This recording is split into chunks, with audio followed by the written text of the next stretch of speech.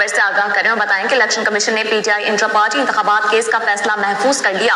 Chief election commissioner Sikandar سلطان راجو کی سربراہی میں 5 رکنی بینچ نے سماعت کی ہے۔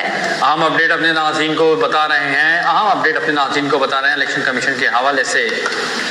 الیکشن کمیشن نے P T I intra party انتخابات کیس کا فیصلہ محفوظ کر لیا۔ چیف الیکشن کمشنر سکندر سلطان راجہ کی سربراہی میں 5 رکنی بینچ نے سماعت کی۔ تفصیلات جانتے ہیں نمائندہ K21 نیوز اسلام آباد ضمیر حسین ضمیر سے۔ جی ضمیر، اپڈیٹ کیجیے۔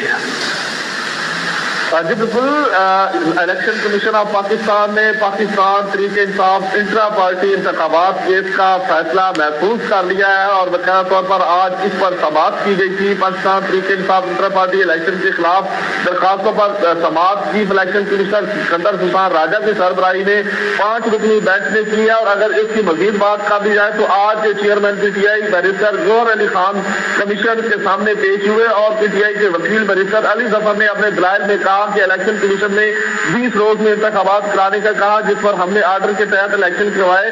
پاکستان تحریک انصاف کے وکیل بیرسٹر علی ظفر نے مزید انٹرا پارٹی انتخابات کے حوالے سے دلائل دیتے ہوئے کہا کہ الیکشن کمیشن کے دائرہ کار پر اعتراض اٹھاتے ہوئے کہا کہ انٹرا پارٹی انتخابات کے لیے الیکشن کمیشن ریگولیٹر ہے، ٹریبیونل نہیں۔ الیکشن کمیشن نے 20 دن کے اندر انتخابات کا حکم دیا تھا۔ جب بلا مقابلہ انتخابات ہو تو ووٹنگ کی ضرورت نہیں ہوتی۔